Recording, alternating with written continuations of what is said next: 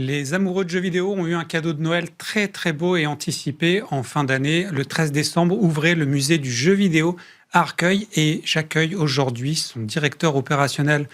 Bonjour. Bonjour. Donc David Soumet, vous êtes déjà vice-président de l'association MO5 qui est derrière ce musée du jeu vidéo. Peut-être pour commencer, cette association, elle a quelle raison d'être? Qu'est-ce qu'elle fait? Dès sa création, il y a un peu plus de 20 ans maintenant, c'était de mettre à disposition, de préserver le patrimoine numérique, dont le jeu vidéo, et de le mettre à disposition du public dans les meilleures conditions, enfin les conditions les plus proches possibles de l'époque. Ce qui ressemble un peu à ce que fait la BNF, on avait accueilli en fait le directeur du programme.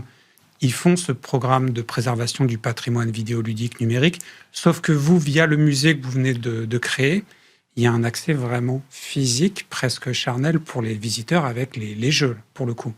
Oui, alors effectivement, la BNF préserve principalement la partie soft, mais pas la partie matérielle. Beaucoup moins. Et donc nous nous occupons du matériel, et nous avons autour de 70 000 pièces. Donc vraiment, c'est le spectre complet.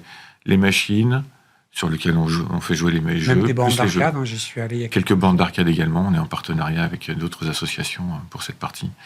Et il y a une délimitation au niveau temporel pour l'instant, c'est que vous allez jusqu'aux machines de 2016, je crois, c'est ça? En 2013-2014, on s'arrête à la PlayStation 4. D'accord. Mais à terme, on peut imaginer qu'il y aura une PlayStation 5. Chaque nouvelle génération de machines va générer... Comment vit ce musée? Comment il est financé? Est-ce qu'il y a des mécènes, par exemple? Est-ce qu'il y a des financements spécifiques? Pour le moment, la ressource principale, c'est le bénévolat des membres, la mise à disposition des lieux par la ville d'Arcueil et les anciens locaux de la mairie. Anciens locaux de la mairie. On remercie effectivement la mairie de nous offrir cette opportunité. Et il y a des dons, je crois, des collections. C'est des gens qui ont des collections et qui vous les cèdent gracieusement dans beaucoup de cas. Pour la partie matérielle, effectivement, c'est 95% de dons, les 5% restants étant du cas par cas en fonction des besoins. Donc avec des budgets que vous avez pour acheter des pièces. Nous avons un Tipeee qui nous permet de faire vivre l'association et le gros des revenus de l'association, ce sont les événements, les expositions que l'on réalise à travers l'année. L'idée de faire ce musée, elle est née quand et elle a évolué comment avec le temps jusqu'à arriver à cette échéance du 13 décembre 2025? Alors, l'idée du musée date des années 90, à la création de l'association, fin 90. C'était vraiment l'idée de départ, c'était arriver à ça. On avait déjà... Philippe Dubois, qui a créé l'association MO5, avait déjà dans l'idée de préserver donc, le gros de sa collection, qu'il a reversé d'ailleurs à la création de l'association, dans les collections de l'association, le gros était là.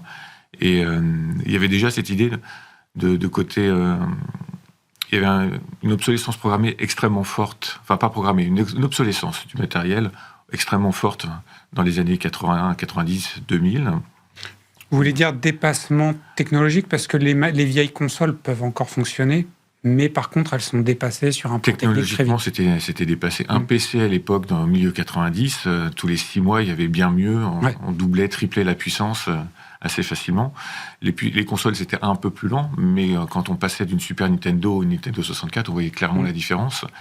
De la 64 à la GameCube. Oui, c'est des vraies révolutions à chaque fois. On est arrivé, la courbe s'est un peu aplanie, mais oui, on voyait déjà et c'était du matériel spécifique à l'époque.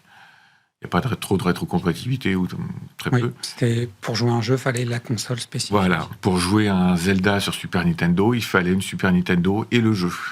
Aujourd'hui. D'ailleurs, ce qui est intéressant, vous citez Zelda, mais donc il y a aussi des consoles ratées comme celle de Philips, qui ont été des fours, qui sont aussi dans ce musée-là.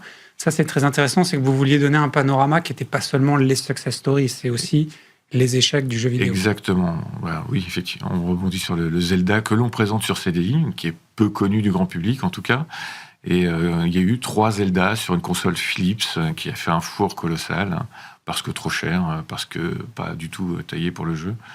Et donc, il a donné l'idée à Nintendo de peut-être garder Zelda comme Mario en exclusivité sur du long terme, c'est plus intéressant. Un peu plus complexe que ça. En fait, l'usage de la licence de Zelda sur CDI, c'était à l'époque où ils cherchaient à faire un CD-ROM. Ils voulaient se développer sur le secteur. David Soumet, c'est passionnant et je pense qu'il y a encore beaucoup de choses à dire et j'incite les gens à aller directement voir au musée. C'est à Arcueil, c'est à quelques pas du RERB, la station La Place, donc c'est pas si compliqué d'y accéder. Et en plus, on peut acheter des jeux et des livres parce qu'il y a un partenariat avec Pix & Love. Merci beaucoup, David Soumet. J'en profite, cette émission est terminée. Je remercie Fabien qui était à la réalisation, Alexis au son, Sybille, bien sûr, à l'édition, Sybille Aoudjan qui me parlait dans l'oreillette, qui me donnait mes timings. Je vous dis rendez-vous le mois prochain pour de nouvelles aventures. D'ici là, n'oubliez pas, jouer c'est bien, jouer intelligemment, c'est mieux.